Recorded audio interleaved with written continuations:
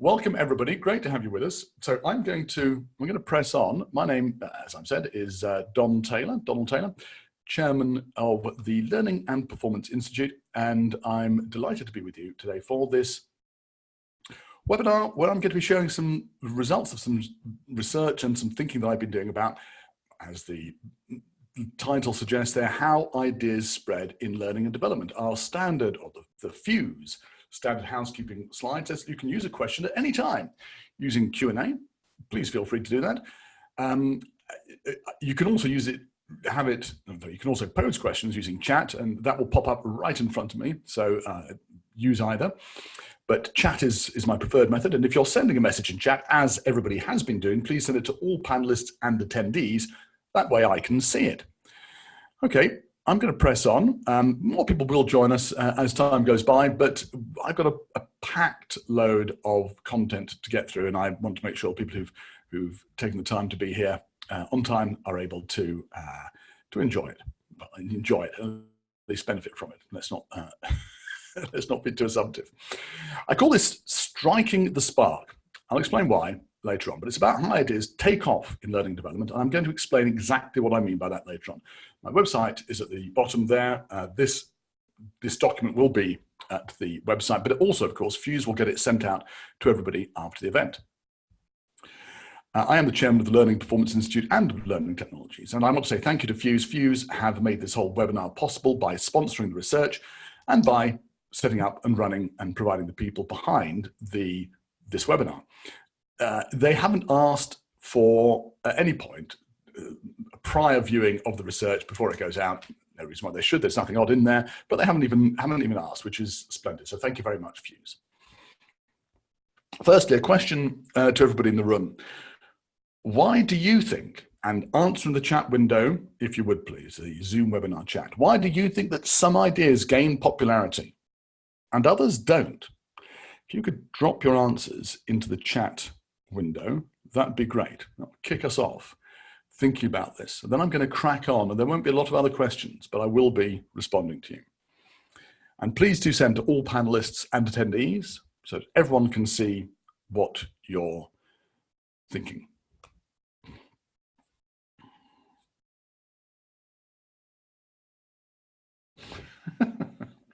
I'm laughing because Daniel Rodriguez has labeled me an influencer, which is very good of you, Daniel. I'm not sure everyone would necessarily agree, although somebody at dinner last night here in Berlin said, I hear you're kind of famous, which was enough for me to say, certainly not. Okay, let's look at some of these answers. And what I'm doing here is framing this so we're all thinking about this question. There are lots of ways of answering the question. Everybody's answer is right for them. James and Alex focus on cost. Heather says, a compelling enough why. Daniel points to authority, influencers. Nancy says, who shouts the loudest? And it's not necessarily the best ideas that get adopted. True. Sean says, it can depend on where the idea comes from. It can, absolutely. Some ideas will fly, others will fail, depending on who's pushing it. Kathy points to shiny and fun versus actually requiring some work. And Kathy, you're right there. For some people, the ease of adoption versus shininess is a really big issue. Olivia says, ideas catch on that reflect wider trends in society. It's a good point. And I think it's certainly true in L&D that we're seeing big focus on personalization, for example, at the moment. Yeah.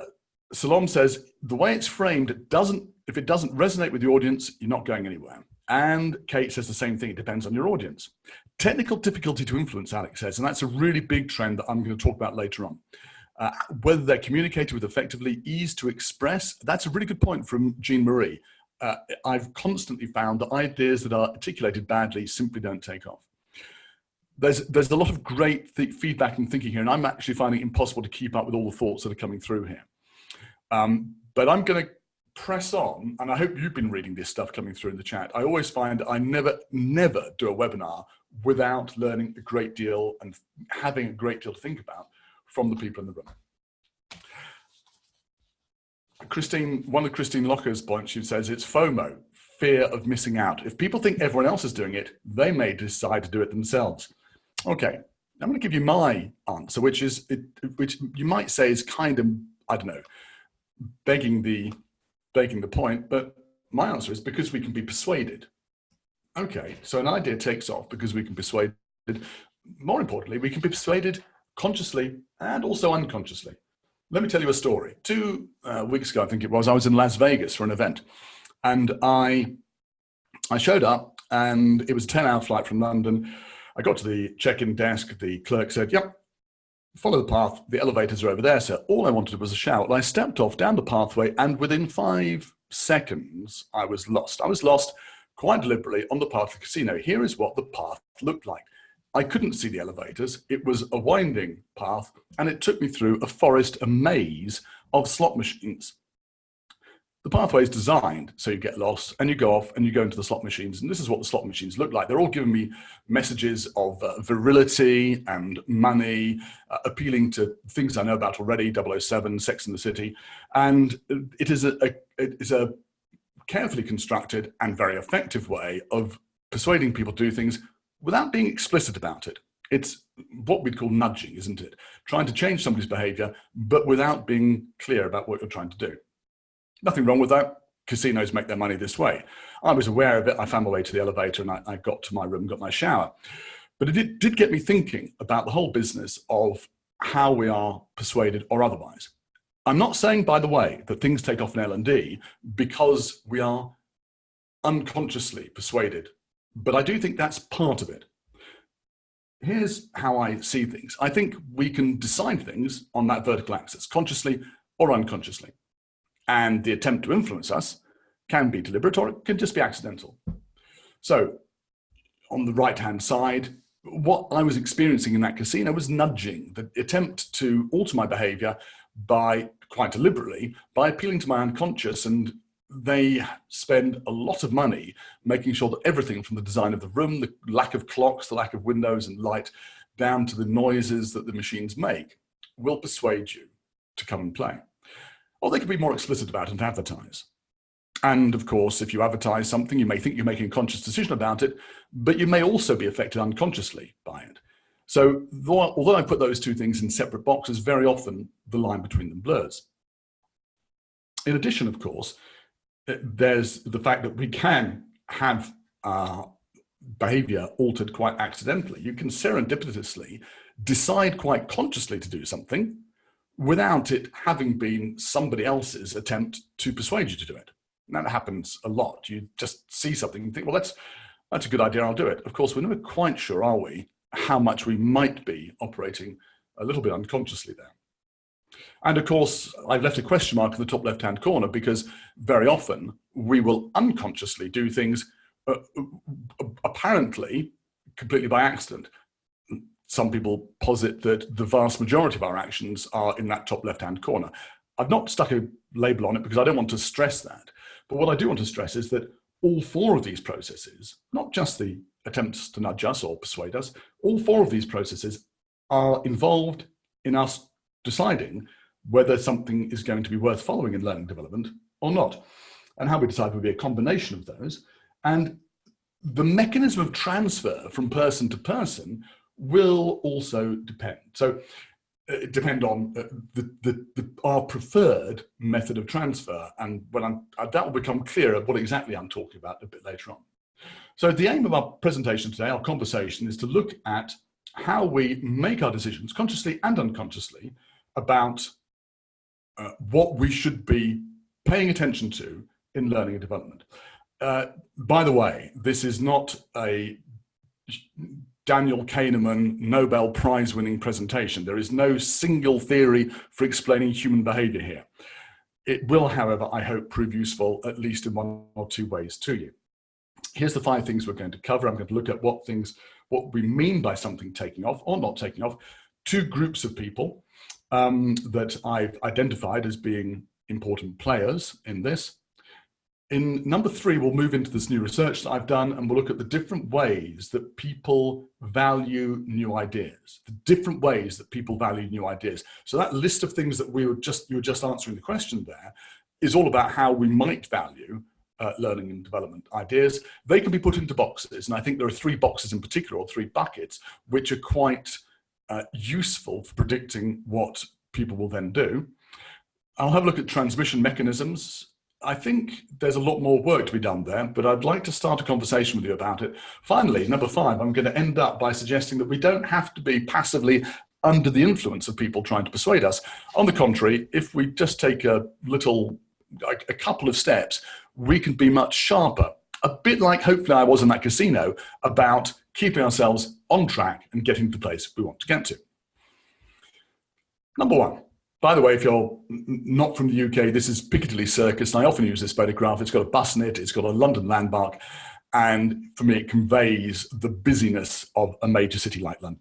Taking off. Why do some ideas take off and some ideas not take off?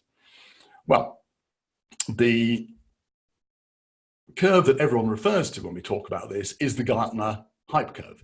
And here's the familiar set of words that we know about this. There's a technology trigger.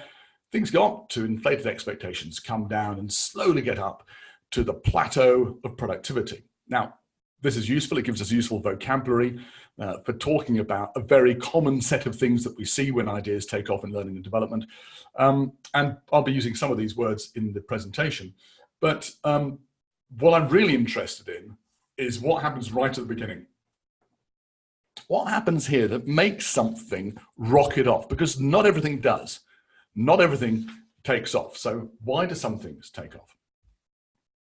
Another idea, another way of talking about ideas, which you'll be familiar with, is of course the Everett-Rogers diffusion of innovation curve. And this was posited by Everett-Rogers after his experiments with farmers adopting hybrid corn varieties. And he divided people into 5 groups that you're familiar with here: innovators, early adopters, the early majority, late majority, and laggards, who would decide to adopt this at different times. A familiar addition to this is Geoffrey Moore's Crossing the Chasm. He noted that particularly for high-tech companies, getting customers to move from being early adopters to a much wider use of it, the early majority, was a real difficulty. And he identified there was a chasm that companies frequently fell into trying to make that transition.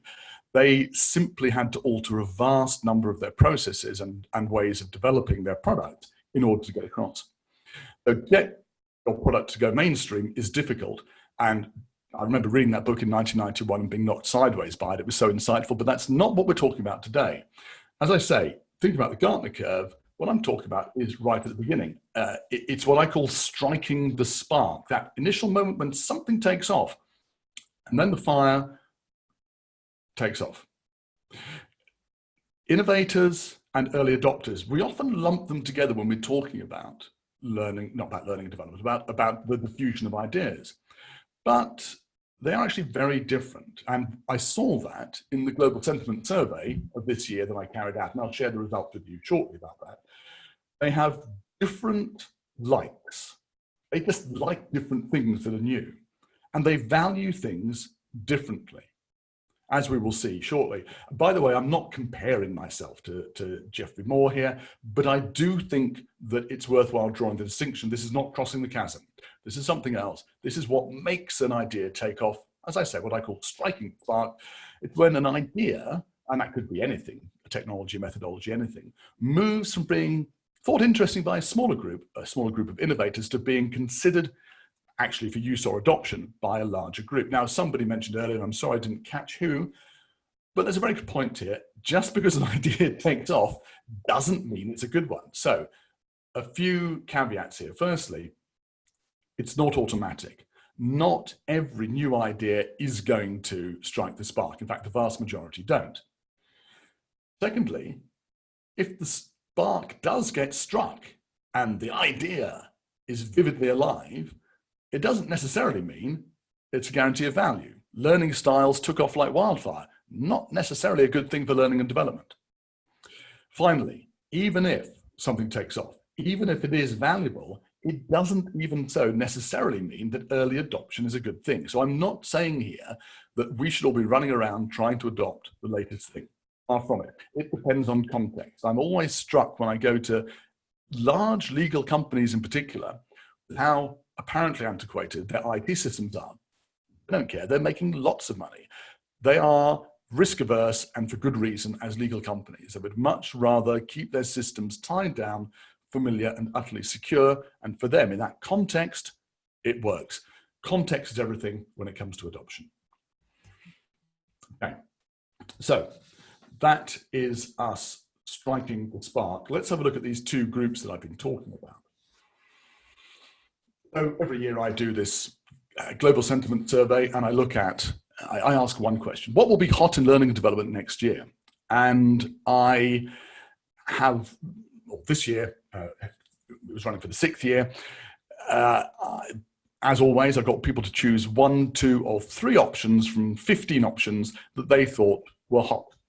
About 2,000 people voted from over 90 countries. And by the way, this survey will be starting again for 2020 in a few days' time, probably next week. Here were the results for 2019. So this is what people thought about this time last year was going to be hot for 2019. Don't worry too much about the numbers. Most of the votes are at the top. There were a total of 5,300 votes cast by something like 2,000 people. That URL, actually, I'm not sure is correct. The correct URL will be given at the end. Sorry, just 1 second, please.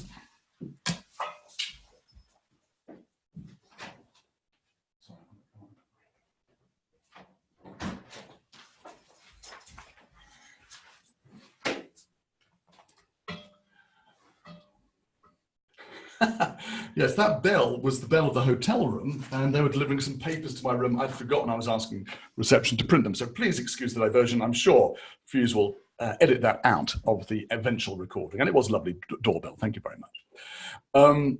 Please don't worry too much about the exact numbers on here. What I find interesting about this is not just that each year I see how things are changing for people on a particular list, but also how that list compares over time.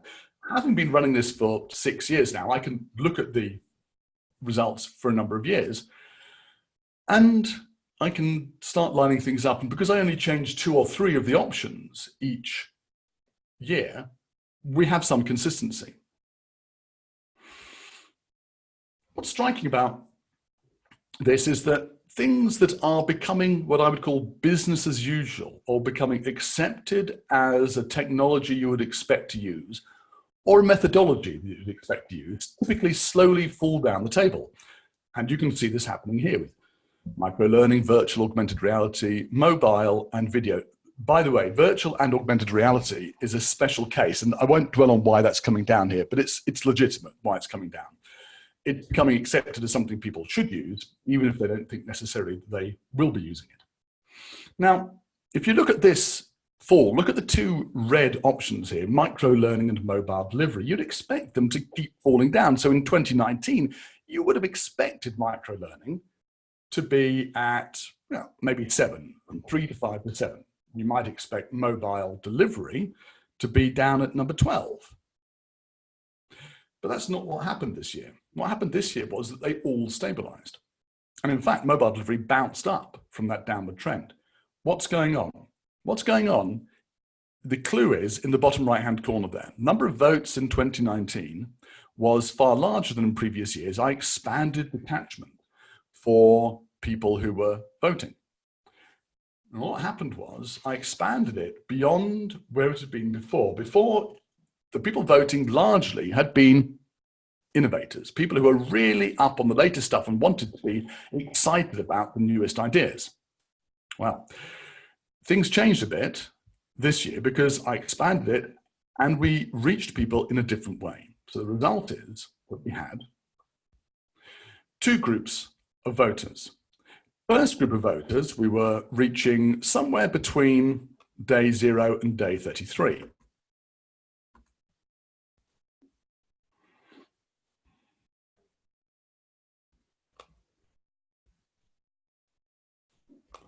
And they were, as you can see there, reached via social media rather than anything else.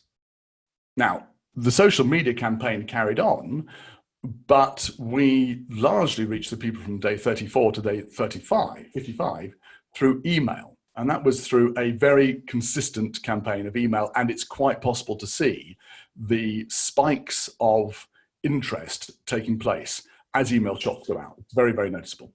Okay, so much so good. There are two different groups. What does it mean? Remember what I said about where we would have expected the results to end up? Well, Group A was exactly, for microlearning and mobile delivery, and indeed for all the other ones, I've just focused on those for clarity, were exactly where you'd expect them to be. But Group B were much higher up. In fact, they were much higher up even than they'd been in the previous year in 2018. So what's going on? Well, what's going on is that we have Group B here being enthusiastic about stuff that Group A has kind of got over. It's almost like Group A is thinking, well, I've discounted that stuff. I know it's business as usual. Group B is different. Group B is looking at, it really, if you look at the profile, looks much more like Group A, or looks like the whole results from about 1.5 years ago, between 1 and 2 years ago. And in contrast, what Group A is enthusiastic about, learning analytics and learning experience platforms were two new options on the list, and Group B was much more cautious about those. And of course, you can see that because there's about a ratio, there's about 400 votes, it says votes at the bottom, it should say voters. There are 400 voters in Group A and about 1,500 voters in Group B. As a result, you can see that the total table on the right-hand side is much more weighted towards what Group B is thinking. So in other words, that table, which I always show as being the results of the survey, is an aggregate of these two very different groups. What do we know about them? We know the innovators are a smaller group. That's what I'm calling Group A. They're keen on the new. They like methodologies. If you go through the list, they're very keen on methodologies, and they are on social media. Speculatively, I'd say they're also influencers and sharers and enthusiasts, whereas the other group, Group B, they're early adopters. That's what I've decided, that they do correspond to the curve on the basis of what I saw at the beginning of the year and what I've seen in the latest research. They prefer the familiar. They like technology rather than methodology. They are certainly on email. They may also be on social media, but it's probably less important for them. That's a point we'll come back to later on in point 4 of the menu when we look at transmission. They're probably less noisy, and they are almost certainly pragmatists. Now, all this is really speculative. Those last 2 points are speculative, based really on my view of the single question survey that I'm sending out, asking people one question. I'm sort of drawing a bunch of conclusions from it. And my conclusion is, as you can see, that yeah, Group A is the innovators and Group B are the early adopters. And I can defend that. I'm pretty convinced. Looking at the data, I can defend that. And the point is that these two groups have a different way of valuing new ideas, and that's crucial to their view of what's going on in learning development. So we've defined what we think taking off is, we defined what we think the two groups are. Now it's time to get into this new bit of research that I've done in the section Some Like It Hot. And the question is, how do people value new ideas? And especially in this research, what I was trying to do was to answer the question, what's in people's minds when they say that something is hot? Just as we all answered that question earlier on in the chat, what were people thinking when they said something is hot or not? Well, I had to ask more questions to people. I had to delve down a bit. I had to really get to understand people. Simply asking one question wouldn't be enough. So I conducted some interviews, about 13 interviews, well, exactly 13 interviews, some high-level L&D practitioners, most of them based in the UK, others based in Ireland and elsewhere. Ran the survey for a couple of months, solicited people both via email and via social media. Very importantly, the people answering it are, of course, a self-selecting sample. They answered 14 questions over about 9.5 minutes. Most people did finish it. There were 125 usable responses, and the core of that is about 90 people who really answered everything very well. And you can see there's a sort of a spread of organizations there, but it wasn't just small organizations. It wasn't just large organizations. We had a good representation of, I think, users there. I was pretty happy with that spread. Before I go any further, I'd like to ask another question. This one's a poll. I don't normally do polls in the middle of a presentation, but there's good reason for that. I want some numbers. So Imogen, if you could run as Imogen is in the background at Fuse, if you could run this poll, I'd love you just to let me know If you were, and some of this reflects some of the things that we were talking about earlier on, if you were considering a new learning and development technology or methodology, which of these things would be most important to you? Business value, whether it helps individuals learn better, if there are case studies of success or some other form of proof, is it being discussed at events by your peers in conferences and so on? Is it straightforward to implement? Is cost an issue? Cost is an issue there. Is it straightforward, not necessarily low cost, but a good price and easy to implement? So, Imogen, when you're ready to share, I'd love to see what the results of the survey are. I have nothing, by the way, of course, you can have more than one answer here. You can say that it's more than one thing in real life, but here I'm asking you to just ask one, which is why we have option buttons, what used to be called radio buttons there on the form. So, okay, very interestingly, there's strong feeling in the audience that it is all around either business value or individuals learning better. And that emulates, thank you for that, Imogen, emulates quite well what the response of my survey was. But I actually found that the bottom three of these gave very strong indicators of a particular way of viewing the world, which I want to share with you. The case studies, the idea of it being reviewed, and it being straightforward to implement.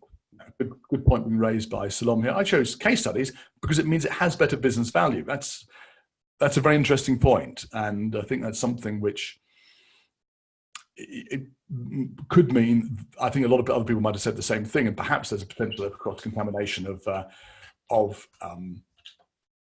answers. But I think that, well, Salome, I'll go through the answers or the research, and we'll come up together with some implications of this. So in the middle of these 14 questions that I asked the audience, there was this one, question 7.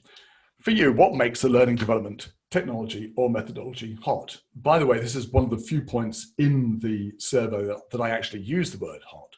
And here are just some of the answers. You can see that 91 people in total answered this question. And I went through them all and I put them into buckets. I just went through and tried to find the themes that were common across them. And then I went back and I did it again, because it's never good enough to do that one time round. You have to reevaluate what you've done. And then I checked again, and then I allowed there to be some of the answers to be in more than one bucket. So some of the answers, like at the bottom there in the middle, personalized learning journey. That is both about helping the individual learner learn better, but it's also a specific bit of functionality, learning journeys. So I had, in the end, 7 categories that I put things into, and yes, there was some overlap between them. By the way, obviously, I haven't corrected the spelling on this. I always believe in giving the results as people have put them forward. So when I asked people how they would define hot, I could put them into these buckets: simplicity, practicality, and scalability. People wanted to know, would it work? People were also quite explicit about saying, if it is being discussed by people at my peers or in magazines or at conferences, then that's what makes it hot. Use cases and evidence, individual focus, and business value. The 2 other categories, which I haven't shown here because they were smaller, was authority. Only 3 people said, if someone who's an authority figure is talking about it, that makes it hot. And there were 10 people who talked about a specific form of functionality that they were interested in. I was looking for general answers, so I've left those out.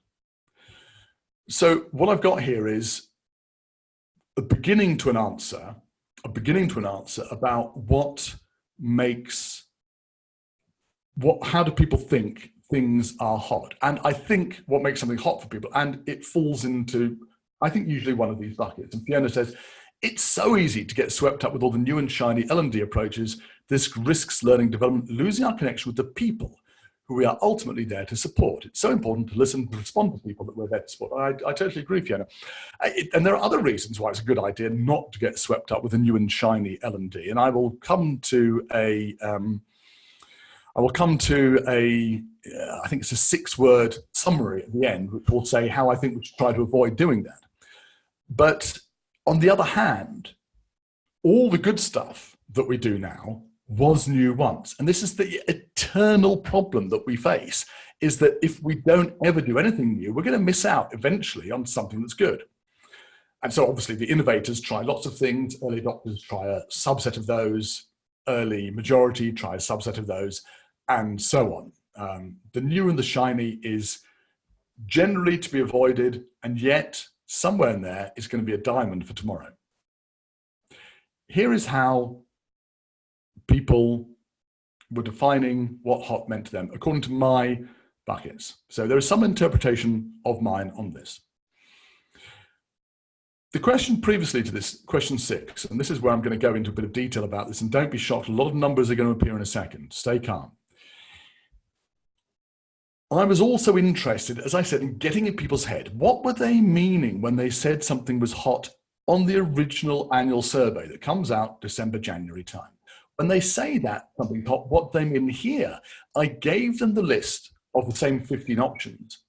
But rather than saying choose 3, which are hot or not, I asked them to divide them into 5 categories. Very interesting now, of interest for the future, not interesting at all, I'm already doing this, and no opinion. And as you can imagine, when 90-something people answer this, you get a lot of data, and this is what it looks like. This is pure data, pure data.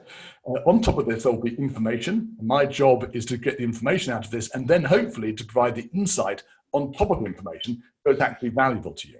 So don't freak out too much at all, at all these numbers incoming.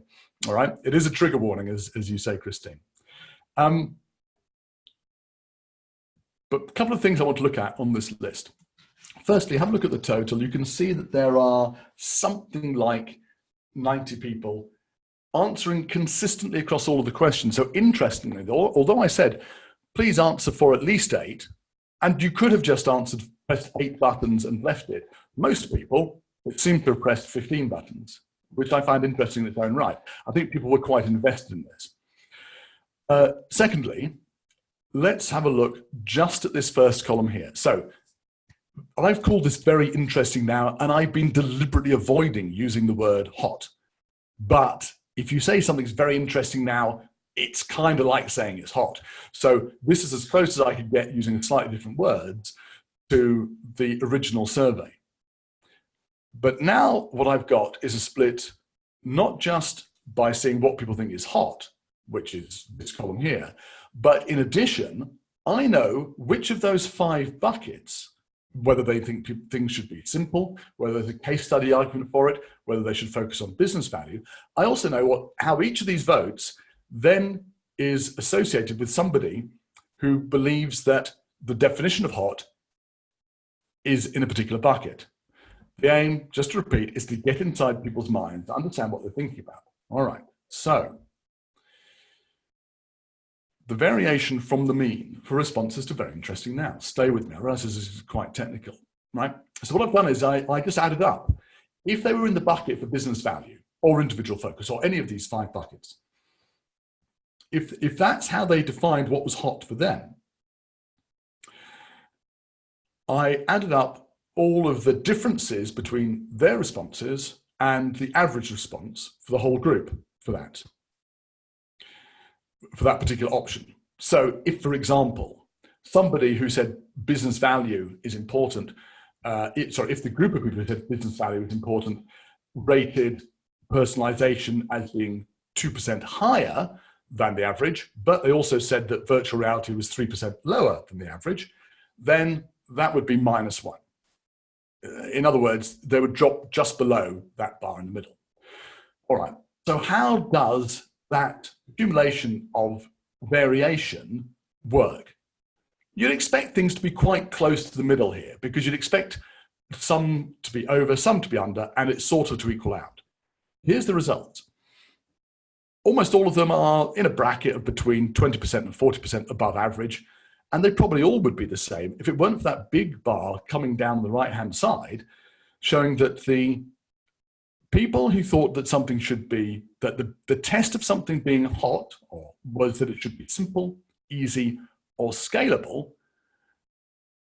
they were far less likely, as you can see from this, far less likely to say that something, but anything on that list was very interesting now, very much less likely to say it was hot.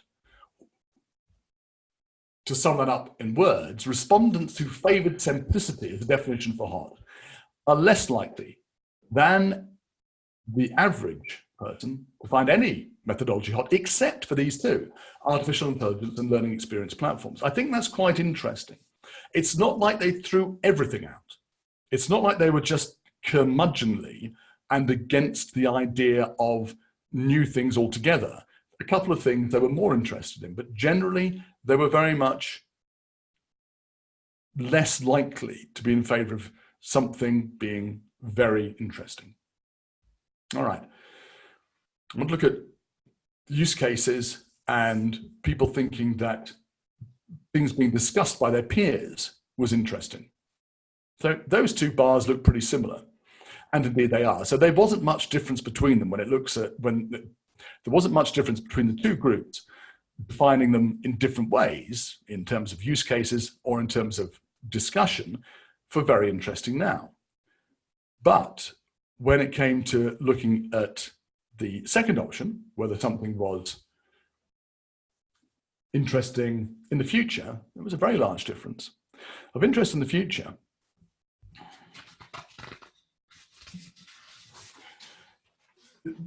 it really struck me looking at this, the difference between those two groups, that the people who were interested in case studies were just not interested at all in things being interested in the future. But the people who were interested who defined something being interesting as being a matter of peer and media review were far more interested even than they were about likely finding things interesting for the here and now. Again, to define that in words, if people thought that case studies were a great way of showing that something was hot, they appeared to be much more focused on immediate application. They would be interested if something could show some sort of value now. But if you defined what was hot in terms of peer and media discussion, you'd be much more likely to be enthusiastic about learning and development technologies, both now and in the future, and in fact, even more enthusiastic about them coming down in the future. Now, I was very interested earlier on that the results of our poll were that business and individual learning were the two main areas of concern for the people in the room here today. And I think Salom's point about case studies perhaps being a proxy for business success, business value, could well be true. Of course, they could also be a proxy for individual learning being true. Nonetheless, because those two probably are, because I can't see them necessarily as being associated with a particular area on the adoption curve, I'm putting those to one side at the moment, and I'm going to look at the three that we've been focused on so far: simplicity of application, discussion, and use cases, and see how they fare across the 5 options that I gave people. Remember, I had that grid with a lot of numbers in it. Those are the 5 headings across the top in the middle. And you can see there's quite a lot of variation between my 3 groups here for each of the 5 variations. Just want to pull out for each of them and focus on one area. Focusing to begin with on those who thought that simplicity, ease of application, and simplicity, those who thought that was what made something hot, these people were focused, as you can see, on, they were more like to back an idea, I should say. If it seemed to have immediate applications on their term, they weren't really interested in stuff, most stuff now. And everything else is pretty close to the mean. So I would say for them, if we wanted to summarize them in a short form, you'd say, yeah, they're thoughtful, open to be convinced, but they're definitely focused, aren't they, on value.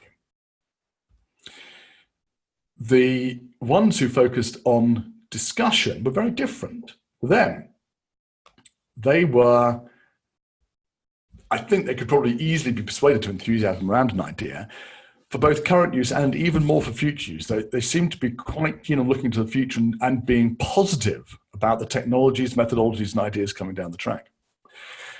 Also, you can see that they haven't typically done much about, they have the score for already doing this is quite low. In other words, it's not as if they're already doing a lot of the stuff. So there may be, they are interested about what's coming down the pipe. They may be less interested actually and less actually involved with implementing things. Also, I think the no opinion one is very interesting there. It's not that they had, there were very few cases in which they had no opinion. In other words, they had an opinion on pretty much everything. So my characterization of this group is that they are keen to consider new ideas and they are ready to share those ideas.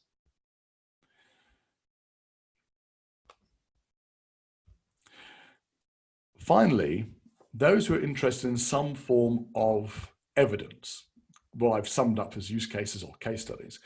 We've seen that they were, going left to right here, very interested in, that they were likely to say something that was very interesting now, not likely to have their eye on the horizon for the future.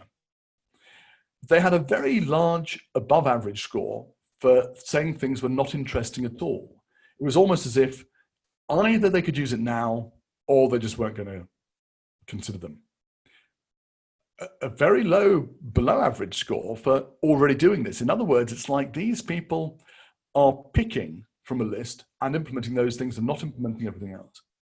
So if you wanted to characterize this group, I would say that they are, as you can see there, focused on case studies and looking for immediate value, happy to decide if something is applicable to their needs or not. They're decisive seekers of value now. All this comes with the usual caveats, of course, that this is a small self-selecting sample, but I do think it's a useful way of thinking about how what we think of as being a fairly homogeneous group, people in learning and development, have in fact got very different ways of thinking about the world and responding to it, and they will reflect those in their answers to things, despite perhaps superficially being the same. Remember that slide with all those different quotes on it? A lot of them seemed the same.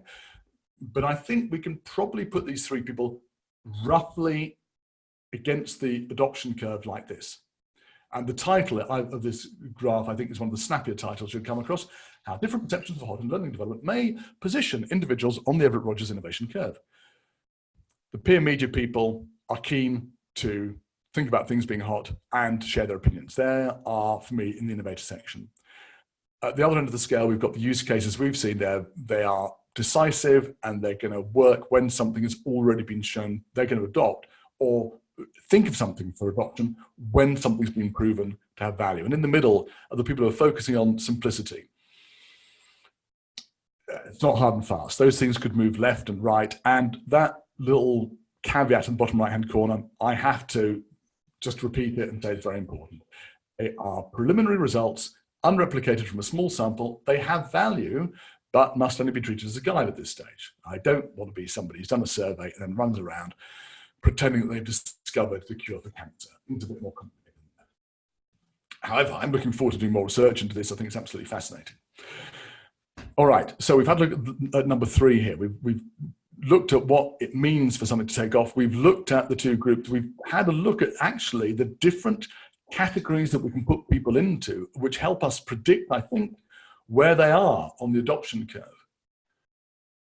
But how do those ideas pass from one group of people to another? What's the mechanism for transition? Transmission, I should say. Right, I'm going to ask you guys another question because I've been chatting a while and I need a glass of water. Well, how do you think? Let me share this with you, share the question with you. You can share your answers in chat. How do you think people keep up to date with new things in learning development? And I've said the word tools there. Let's not worry about tools too much. How do you think people keep up to date? What ways do they hear about new things in learning development?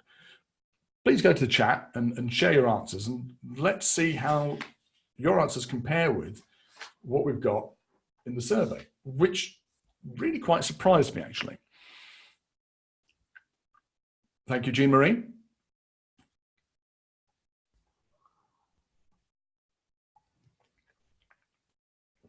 Okay, so a lot of stuff coming through. It's always like this in a webinar. Nothing happens, then it all comes through at once. Jean Marie says people I follow on social media, and that's echoed. LinkedIn says Silom and Philip. Christine says Twitter. Cynthia is talking about thought leaders on social media. Webinars and seminars, says Nancy, and I think that I'll come back to that later on, Nancy. I didn't include that, unfortunately. Christine says actual human conversations. I'm not surprised you said that, Christine, and you'll be interested in the result, I think. Again, Alex pointed to LinkedIn. Kathy, I'm interested, or Katie, I'm interested in internal company notes. If you could say something more about that, that's interesting. Fiona says Twitter, and Twitter. A whole bunch of things from Heather. LPI, fantastic. The Learning Performance Institute, glad to hear that. And a bunch of other things as well. LinkedIn, course maturity, conferences, and events. A real slew of things here. And it's all about oops, says Anne-Marie. Okay, slightly cryptic, but there we are. I asked this question to people in a couple of ways. So Anne-Marie says, it's all about the people I follow. Thank you for that. So I asked this question to the survey respondents in a couple of ways. Firstly, I just asked the people about social media, because that's come up a lot, and we'd expect that, wouldn't we, to be one of the ways in which people are interacting with people and learning from them. And I asked people, what describes your use of Twitter? And you can see that 48% of people said they were active Twitter users. I also asked them, how do you keep up to date? I asked them to rank tools, or not tools, methods, if you like. Which of these is most useful to keep up to date?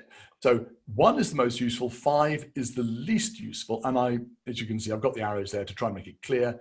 Going to the left is most useful, going to the right is least useful. And there we go. Twitter at the top seems to be the winner. And conversations, I'm sorry, Christine, seems to be the loser, face-to-face or online.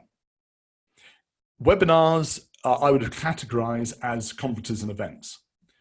By the way, I also asked a free text question on this, and podcasts came out as the most popular answer for that.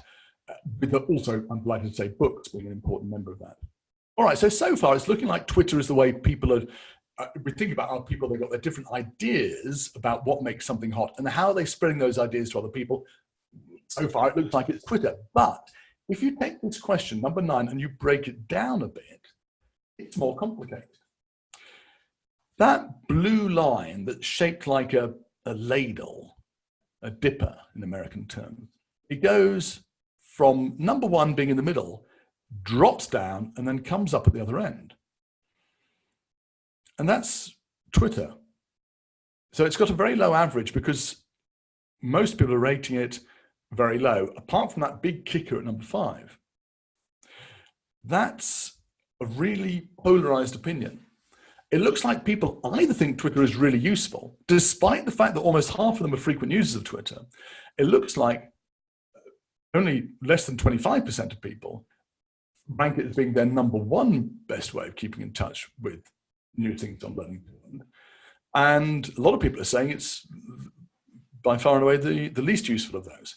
And Christine, you'll be delighted, the considerable minority of respondents said events and conversations were ranked highly for keeping up to date. Now, Christine has raised the point in the chat that most of the folks, I met most folks on Twitter in that space before we started talking in real life. And there is something to that. And it might be this presents people with a false dichotomy, a false choice, and it's very difficult to actually separate these things out. But what this is telling me is that conversation, meeting people and sharing things is more important than I had anticipated when we came into this. And I'll come back to that when I wrap up in about 5 minutes' time.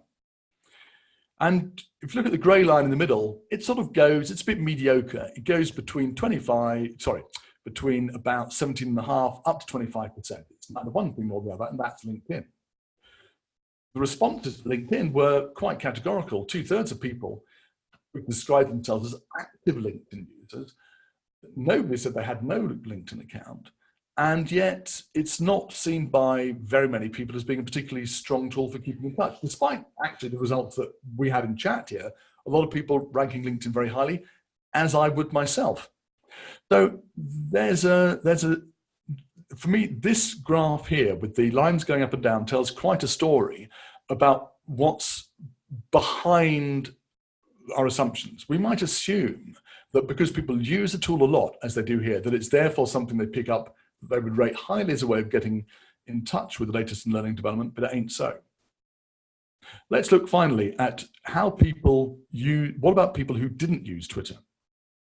So people who are rare users of Twitter or did not have an account at all, very interestingly, if you think about that red column I gave you of the very interesting now, all of the options in that column, they were more likely than the average population for every single one of the 15 options to describe them as very interesting now.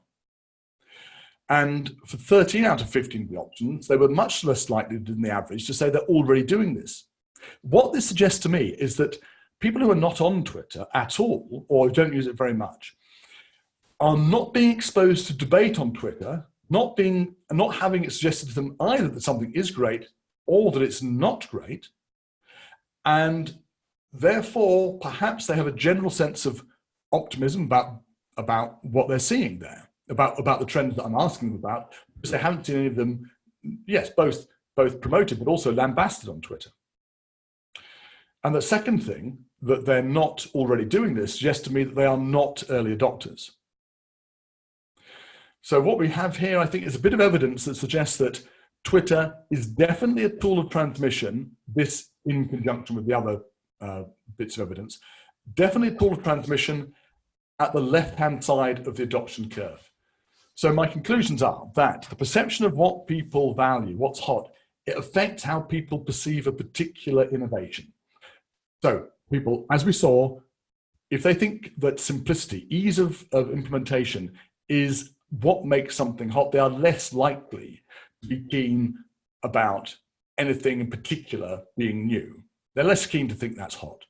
Whereas people who define something hot as being something that people are talking about are much more likely to vote for that being hot now. And if it's coming down the line, fantastic. They're really enthusiastic about it. The transmission mechanism does seem to vary. It seems likely, as I've just said, that Twitter is used to spread ideas initially, but other mechanisms, including conversations, become more important in spreading ideas later along the adoption curve. And I would definitely recommend to anybody here to read Ed Keller and Brad Fay, who've done a lot of work on how ideas spread by word of mouth through face-to-face contact rather than on social media. And it turns out it's a tremendously important way of ideas spreading. Not in learning development, they're looking at marketing of products, but it's undoubtedly the case that hearing somebody face-to-face has a lot of impact in comparison to seeing something on Twitter or elsewhere. And the normal caveats, of course, apply, and I've only drawn here and shared opinions with you that I'm pretty confident I can support. And I'm looking forward to doing more research in this area. So that's what we've looked at. Finally, how can we avoid being under the influence of pernicious marketeers and so on? What should we do? Well, I hate sounding, well, so to go back to the beginning, if you remember, I said that all four of these ways of us being influenced are out there.